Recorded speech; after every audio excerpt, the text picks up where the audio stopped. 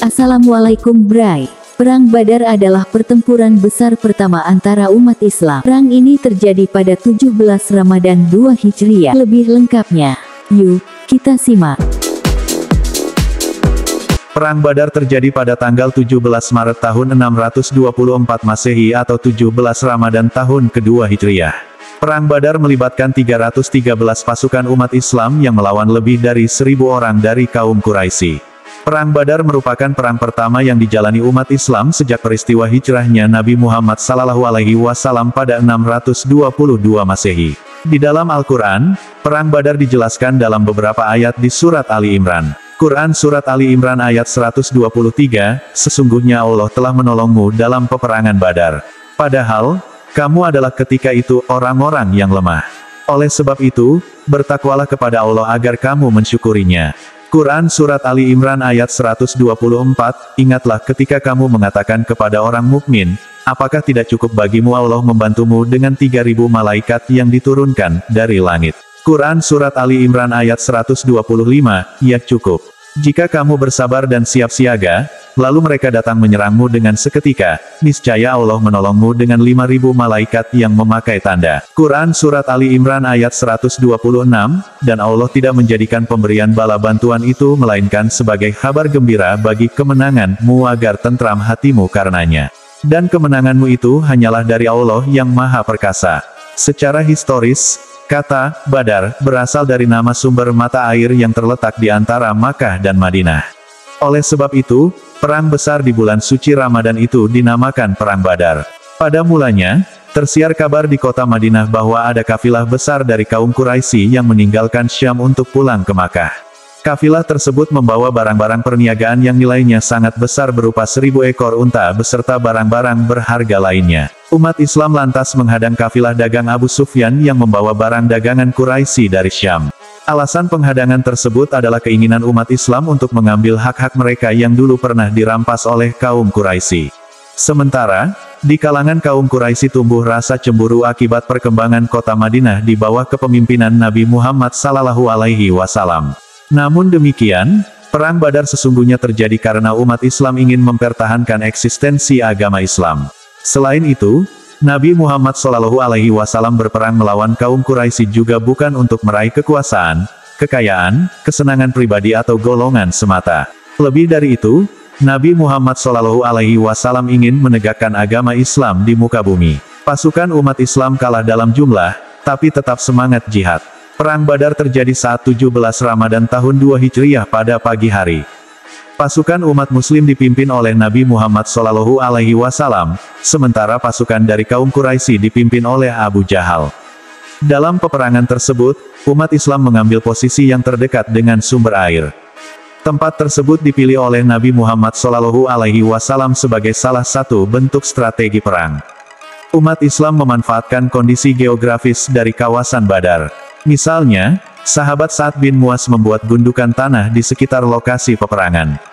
Hal itu bertujuan agar Nabi Muhammad SAW bisa mengawasi jalannya perang serta memprediksi pola serangan yang tepat guna mengalahkan pasukan kaum Quraisy. Dalam Perang Badar tersebut, Nabi Muhammad SAW memimpin langsung penyerangan terhadap kaum Quraisy.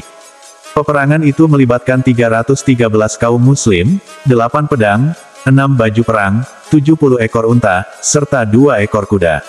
Sementara, pasukan dari kaum Quraisy mengerahkan pasukan 1.000 orang, 600 persenjataan lengkap, 700 unta, serta 300 kuda. Meskipun kalah dalam jumlah pasukan, kaum muslim tetap bersemangat untuk berjihad di bulan Ramadan. Semangat perang itu berhasil menewaskan 3 pimpinan perang dari pasukan kaum Quraisy, yaitu Utbah, Syaibah, dan Walid bin Utbah. Di antara pasukan Quraisy yang menyerang umat Islam, terdapat kerabat Nabi Muhammad SAW dari kabilah Bani Hashim. Mereka adalah paman Nabi, Abbas bin Abdul Muthalib, Hakim, sepupu Khadijah, dan lain sebagainya.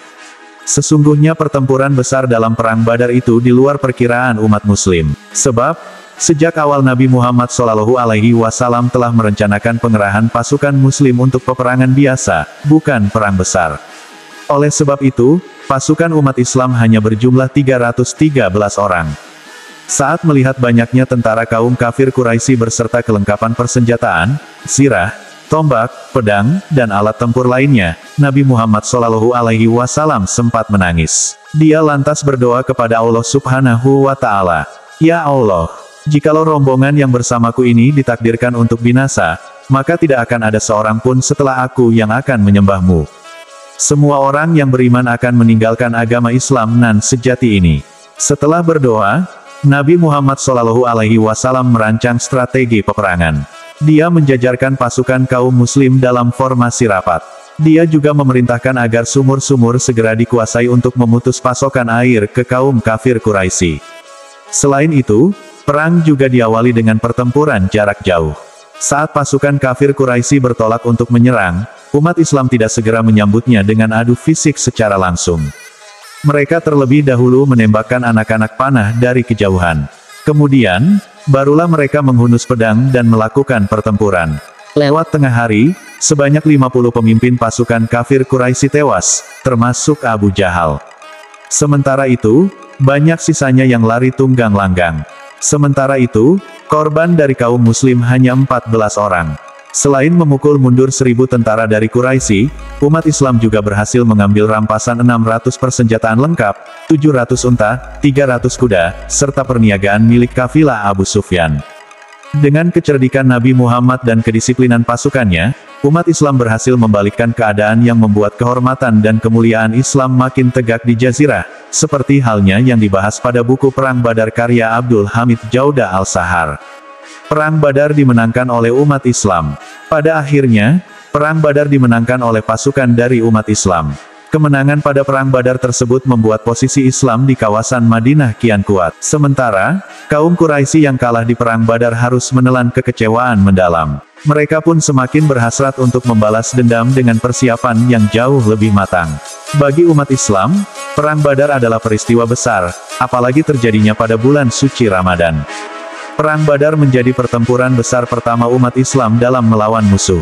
Melalui pertolongan Allah lah kaum muslim berhasil menang meskipun kalah jumlah. Bahkan, Allah Subhanahu wa Ta'ala menamai Perang Badar sebagai Yaum Al-Furqan alias Hari Pembeda. Sebab, pada hari itu telah dibedakan mana saja yang hak dan yang batil. Saat itu Allah Subhanahu wa Ta'ala menurunkan pertolongan besar untuk umat Islam dan memenangkan mereka atas musuh-musuhnya, yaitu kaum kafir Quraisy. Hikmah dari Perang Badar yang dapat diteladani kaum muslim. Perang Badar diriwayatkan tidak memakan waktu lama. Hanya butuh waktu sekitar 2 jam bagi pasukan muslim untuk menghancurkan pertahanan tentara kafir Quraisy. Segala kekacauan yang terjadi tersebut dimanfaatkan untuk memenangkan perang. Setelah Perang Badar usai, Nabi Muhammad SAW mengucapkan hal yang sangat penting dalam perjalanan pulang. "Wahai kaumku, kita baru saja kembali dari jihad kecil Perang Badar, dan menuju jihad besar." Mendengar hal itu, para sahabat pun langsung terheran-heran. Sebab, Perang Badar yang sangat menentukan nasib kaum muslim hanya dianggap oleh Nabi Muhammad SAW sebagai jihad kecil. Para sahabat pun bertanya, apakah jihad yang lebih besar dari Perang Badar itu, wahai Rasulullah? "Jihad melawan hawa nafsu," jawab Nabi Muhammad SAW. Menurut Rasulullah SAW melawan segala hawa nafsu adalah hakikat dari jihad yang sebenarnya. Oleh sebab itu, salah satu hikmah dari Perang Badar di bulan Ramadan adalah semangat berjihad melawan hawa nafsu. Meskipun demikian, saat terjadi Perang Badar terdapat rukhsah atau keringanan bagi kaum muslim untuk tidak melakukan puasa. Hal ini disampaikan oleh Abu Sa'id Al-Khudri, "Kami berperang bersama Rasulullah SAW. Di antara kami ada yang berpuasa, namun ada pula yang berbuka. Orang yang berpuasa tidak mencela orang yang berbuka. Sebaliknya, orang yang berbuka tidak mencela orang yang berpuasa." H.R. Ibnu Mulakin. Beberapa pemicu terjadinya Perang Badar Kubra. Seperti diketahui, Nabi Muhammad SAW terlahir dari keluarga Bani Hashim dan suku Quraisy. Sejak Nabi Muhammad menerima wahyu di usia 40 tahun, perjalanan dakwahnya dilindungi oleh sang paman, pemimpin Bani Hashim yang berasal dari suku Quraisy, yakni Abu Talib. Pasca kematian Abu Talib pada 619 M, kepemimpinan Bani Hashim diteruskan kepada Amr bin Hisham alias Abu Jahal yang sangat memusuhi Muhammad SAW. Kemunculan Nabi Muhammad SAW serta kegiatan dakwahnya secara tidak langsung telah mengancam posisi Abu Jahal sebagai penguasa Makkah. Selain itu, kaum Quraisy lainnya juga melihat umat Islam sebagai penjahat yang mengancam lingkungan serta kewibawaan mereka. 1. Umat Islam mengalami penindasan dan teror oleh kaum Quraisy. Sebelum Perang Badar terjadi, umat Islam mengalami perlakuan buruk dari kaum kafir Quraisy. Penindasan itu tidak hanya terjadi di kota Makkah, tekanan itu juga dirasakan hingga ke Madinah. Teror demi teror dilakukan oleh kaum kafir Quraisy. Mereka menyerang serta menguasai harta benda kaum muslim lantaran takut hasil perdagangan akan banyak berpindah kepada kaum muslim. Tidak hanya itu, kaum kafir Quraisy yang menyatakan beriman dan memeluk agama Islam langsung dikeluarkan dari sukunya. Menurut kaum Quraisy, itu merupakan suatu hinaan serius sehingga memicu terjadinya peperangan, yaitu Badar Kubra atau lebih dikenal sebagai Perang Badar. Bahkan kaum Quraisy yang memeluk agama Islam menerima akibat dikeluarkan dari sukunya, yang mana hal tersebut merupakan suatu penghinaan yang amat serius bagi seseorang pada masa itu sehingga sanggup menjadi pemicu atau penyebab Perang Badar Kubra. 2. Kebencian Abu Jahal terhadap Nabi Muhammad SAW memicu ide pembunuhan. Seperti diketahui, kebencian Abu Jahal terhadap Nabi Muhammad SAW dan umat Islam telah muncul sejak Nabi menerima dan menyebarkan wahyu pertamanya. Bagi Abu Jahal, ajaran baru Nabi Muhammad SAW tersebut bukan hanya keluar dari budaya warisan nenek moyang, melainkan juga menyinggung eksistensi Abu Jahal sebagai tokoh masyarakat Quraisy Makkah. Intimidasi dan penganiayaan terhadap Nabi Muhammad SAW semakin menjadi-jadi setelah Abu Talib meninggal dunia. Misalnya, saat Nabi Muhammad SAW tengah berjalan-jalan di kota Makkah, terdapat seorang anak muda Quraisy yang melemparinya kotoran.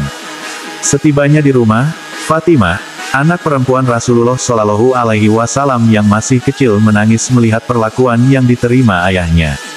Nabi Muhammad SAW pun berupaya menenangkan gadis kecil kesayangannya itu. Janganlah menangis, gadis kecilku, sebab Allah Subhanahu wa Ta'ala akan melindungi ayahmu, ucap Nabi Muhammad SAW. Dia kemudian menambahkan kalimat itu untuk dirinya sendiri. Quraisy tidak pernah memperlakukanku seburuk ini ketika Abu Talib masih hidup. Pada kesempatan lain, Abu Jahal merencanakan pembunuhan terhadap Nabi Muhammad SAW agar tidak menimbulkan dendam di keluarga Bani Hashim, klan Nabi Muhammad SAW. Abu Jahal meminta setiap pemuda berpengaruh yang ada di Bani Quraisy untuk terlibat. Dengan demikian, setiap Bani akan bertanggung jawab memberikan uang ganti darah yang memuaskan bagi keluarga Bani Hashim. Di sisi lain, Bani Hashim juga tak mungkin menuntut balas kepada mayoritas Bani Quraisy. Namun demikian, persekongkolan tersebut telah diketahui Nabi Muhammad SAW melalui perantara malaikat Jibril. Akhirnya, Nabi Muhammad SAW memutuskan hijrah meninggalkan rumahnya bersama Abu Bakar menuju Yasrib, Madinah.